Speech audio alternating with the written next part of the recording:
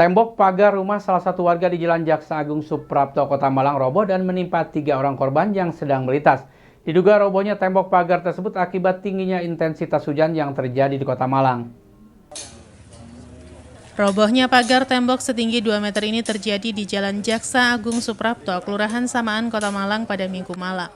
Pagar tembok milik warga ini roboh setelah seharian Kota Malang diguyur hujan hingga malam hari. Di saat roboh menimpa 3 orang korban yang sedang melintas berboncengan sepeda motor. Ketiga korban yakni Anita dan 2 orang anaknya yang masih berusia 11 dan 2 tahun.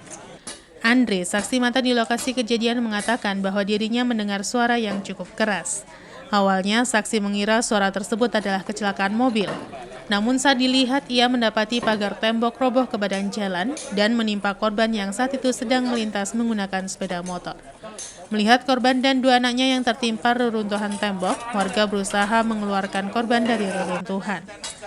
Korban langsung dilarikan ke Rumah Sakit Dr. Saiful Anwar Malang untuk mendapatkan perawatan karena mengalami luka cukup serius di bagian kaki. Saya kira sekitar 19.30-an lebih lah. Waktu itu memang sedikit hujan. Itu kita nggak tahu. Waktu itu saya di depan jalan, saya lihat memang yang bersangkutan itu lewat depan rumah. Yang bersangkutan itu saya tahu boncengan yang di depan itu yang kecil, satunya di belakang, yang kecil. Mereka lewat. Saya pikir itu yang bersangkutan nabrak mobil di bawah, Mas. Suaranya kenceng kok, sampai di RT sebelah itu sampai dengar. Ternyata tembok roboh, Mas. Terus saya keluar, saya lihat. Saya bertiga tambah lagi ada 2 orang, 5 orang. Kita lari ke bawah, kita angkat. Posisinya memang yang bersangkutan, yang penting kita bisa menyelamatkan anaknya sama yang kecil itu, Mas. Simon Alfredo melaporkan. Warga RT 05 RW 05 Kelurahan Tanjung Rejo Sukun, Kota Malang, Senin pagi digegerkan dengan ditemukannya mayat bayi yang terapung di aliran Sungai Kutub. Diduga mayat bayi perempuan yang baru dilahirkan ini sengaja dibuang orang tuanya karena merupakan hasil hubungan gelap. Mayat bayi berjenis kelamin perempuan yang diduga baru dilahirkan ini pertama kali ditemukan oleh Sugeng, warga setempat. Sugeng yang saat itu berniat potong bambu melihat sesuatu yang mencurigakan dan mengapung di atas aliran Sungai Kutub. Saksi yang penasaran kemudian mengecek dan ternyata mayat bayi. Sugeng kemudian melaporkan penemuan mayat ini ke warga dan diteruskan kepada polisi. Polisi yang mendatangi lokasi kemudian melakukan olah TKP dan mengevakuasi jasad bayi malang ini ke kamar mayat Rumah Sakit Saiful Anwar Malang. Pagi-pagi yaitu disuruh motong bambu sama tetangganya. Setelah itu kok di sungai itu kok ada seperti seperti batang gitu, sepertinya bayi gitu. Terus setelah itu kok dilihat kok bayi, setelah itu bilang sama warga. Terus ke sini ke Pak RW juga bilang, terus saya lihat, setelah itu saya langsung telepon Pak Rudi tadi. Jam berapa Pak? Sekitar jam 6 tadi itu kejadiannya. Mulai tahunya itu pagi itu. Kan sore tadi kan kemarin itu sore kan hujan lebat gitu. Mungkin dari atas itu. Kondisinya seperti apa tadi, Pak? Kondisinya itu mana ya? Ya masih telanjang gitu pergi. Masih ada hari-harinya. Ya? Masih ada hari-harinya. Hari-harinya ada ban belakangnya, terus kepalanya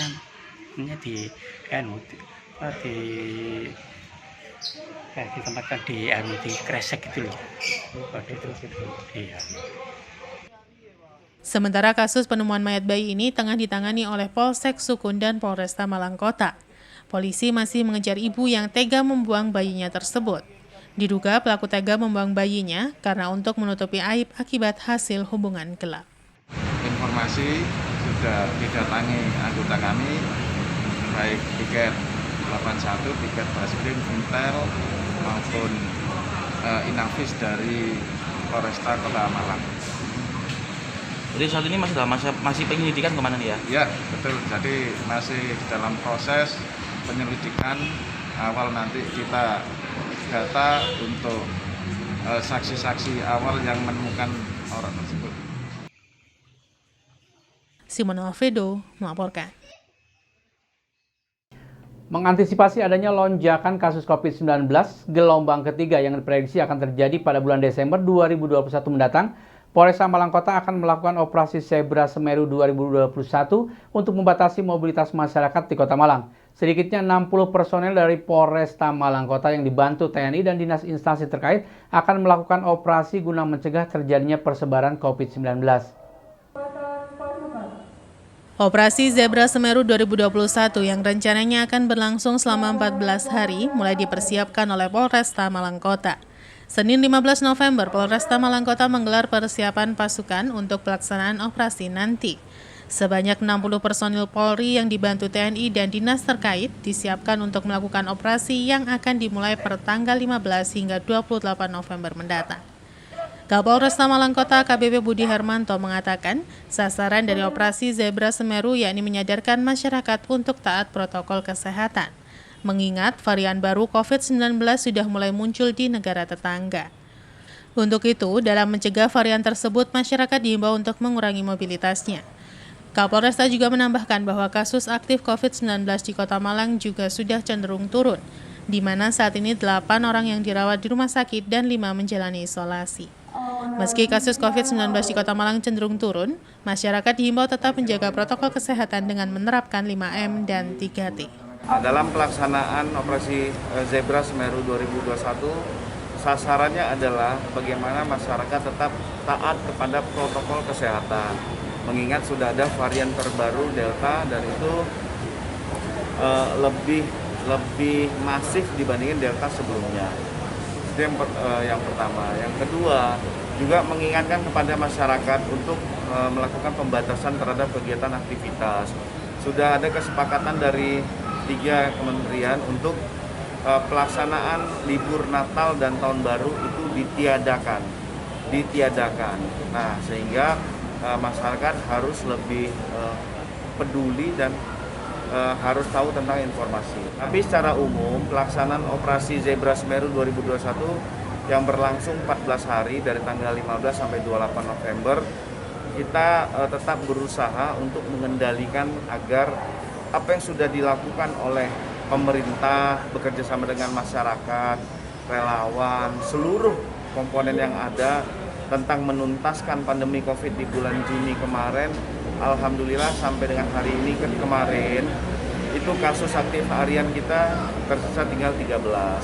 Nah juga itu terdiri dari ada 8 yang di rumah sakit dan ada yang 5 di isoman. Sehingga kita melihat apa yang dilakukan oleh seluruh komponen masyarakat di Kota Malang ini berdampak. Jangan sampai apa yang sudah dilakukan ini ternyata sia-sia nanti di bulan Desember dan liburan tahun baru.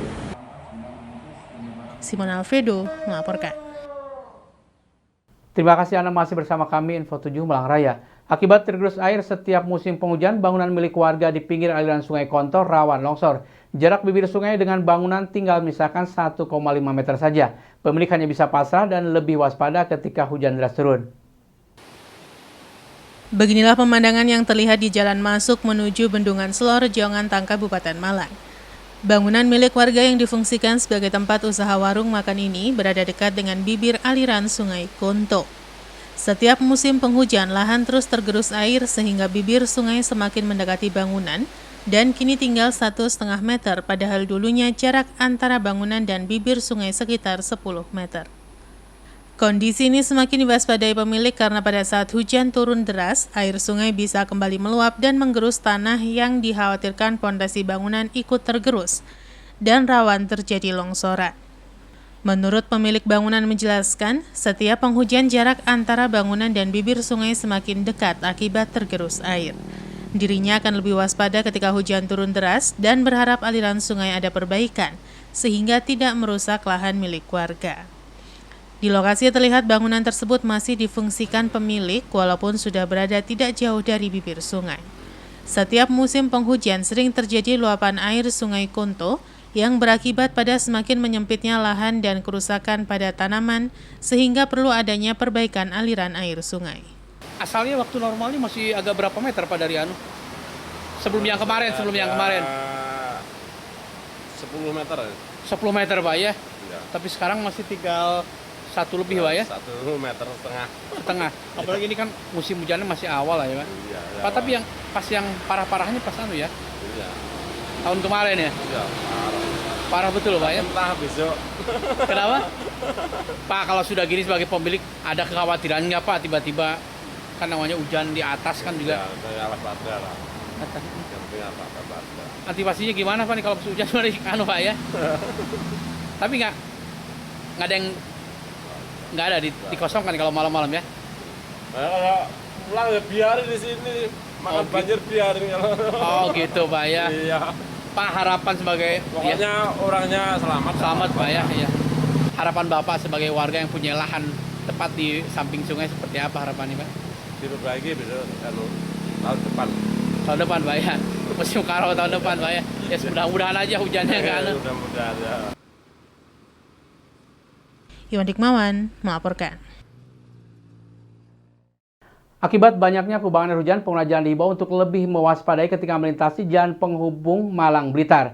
Upaya perbaikan dilakukan dengan pembetonan sehingga diberlakukan buka tutup jalan dan antrian kendaraan terjadi. Beginilah yang terlihat di jalan penghubung Kabupaten Malang menuju Blitar. Jalan penghubung ini sudah mengalami kerusakan di banyak titik.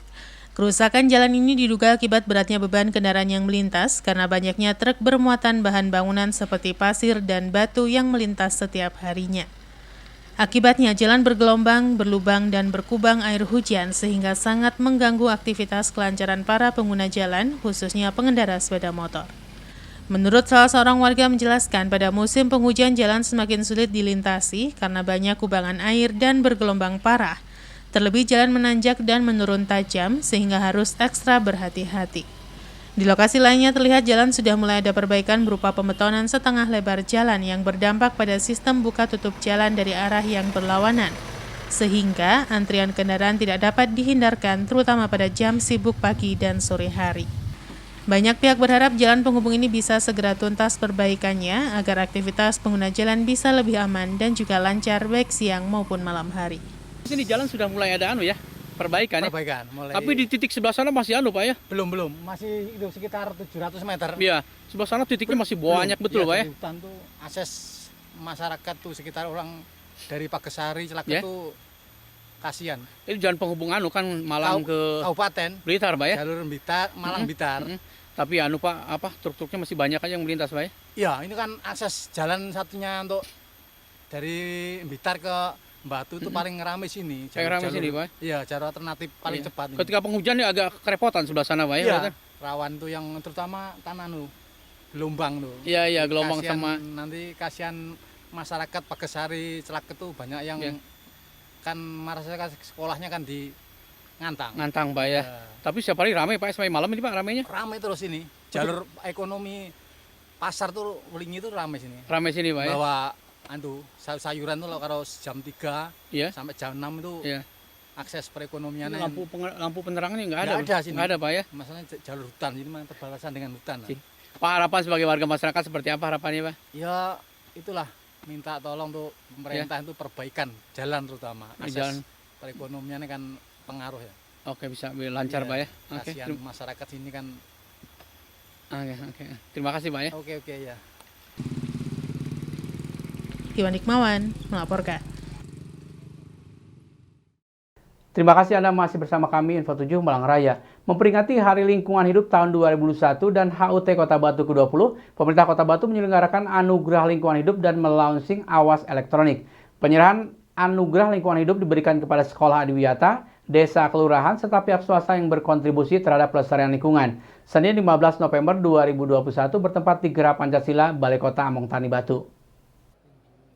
Kegiatan penyerahan Anugerah Lingkungan tahun 2021 dalam rangka Hari Lingkungan Hidup dan Hari Ulang Tahun Kota Batu ke-21.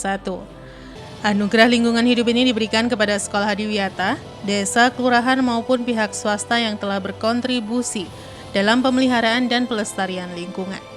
Kegiatan ini dihadiri Wali Kota Batu Hajah Dewanti Rumpoko beserta Wakil Wali Kota Batu, Forkopimda, Kepala Dinas Lingkungan Hidup Kota Batu Aris Setiawan, dan para penerima Anugerah Lingkungan Hidup tahun 2021. Dalam laporannya, Kepala DLH Kota Batu Aris Setiawan menjelaskan berbagai kegiatan dalam rangkaian Hari Lingkungan Hidup dan launching Awas E sebagai platform digital untuk memudahkan masyarakat dalam mengawasi pengelolaan lingkungan. Dalam laporannya, Kepala DLH Kota Batu Aris Setiawan menjelaskan berbagai kegiatan dalam rangkaian Hari Lingkungan Hidup dan launching Awas Elektronik sebagai platform digital untuk memudahkan masyarakat dalam mengawasi pengelolaan lingkungan sekaligus melaporkan apabila terjadi kerusakan lingkungan kepada Dinas Lingkungan Hidup secara online. Sementara dalam sambutannya, Kepala Dinas Lingkungan Hidup Provinsi Jawa Timur, Dr. Ardo Sahak SEMM, menjelaskan kompleksitas permasalahan pengelolaan lingkungan dan masyarakat diminta untuk berpartisipasi dalam pengelolaan lingkungan. Hal senada disampaikan Wali Kota Batu Dewanti Rumpoko, bahwa masalah lingkungan menjadi tanggung jawab bersama, tidak hanya pemerintah, tetapi juga masyarakat dan stakeholder lainnya, seperti swasta dan pihak terkait lainnya. Acara dilanjutkan dengan pemberian Anugerah Lingkungan Hidup tahun 2021. Sekolah Adiwiyata Kota Batu, tingkat provinsi maupun nasional. Sekolah Adiwiyata Mandiri, penghargaan penilaian kinerja dalam perlindungan dan pengelolaan lingkungan hidup kategori konservasi sumber daya air, kriteria individu, komunitas, dan pelaku usaha. Kategori pengendalian pencemaran air dan kategori pengurangan sampah serta penghargaan Danumaya tahun 2021 yang diterima oleh Desa Mojorejo. Sepertinya program ini mungkin kalau sudah ada dari beberapa tahun yang lalu, hal-hal yang kita tidak inginkan tidak terjadi. Nah, untuk itu saya menginginkan program ini bukan hanya aplikasinya saja yang bagus, tetapi juga keikutsertaan masyarakat yang kemudian fungsinya bisa dijalankan dengan baik, agar supaya lingkungan yang kita tempati ini bisa kita pelihara dengan sebaik-baiknya. Kalau ruang lingkupnya Awas sendiri seperti apa? Lebih ke pengawasan apa? Ini termasuk pengawasan ya. Jadi ketika ada hal-hal namanya menebang pohon kemudian dilaporkan, sehingga kita kan melindungi. Jadi pengawasan yang intinya hulunya itu, tapi hilirnya nanti akan menjadi sebuah konsep kehidupan yang lebih baik. Penerapan sanksi dari Awas ini seperti apa Bu nantinya? Nah itu saya belum tahu ini sanksinya, tapi yang jelas kalau kita semua sadar dan kemudian kita sudah merasakan bagaimana akibat dari kita tidak aware dengan lingkungan, saya rasa semua kita harus sama-sama menguatkan. Iwan Dikmawan melaporkan.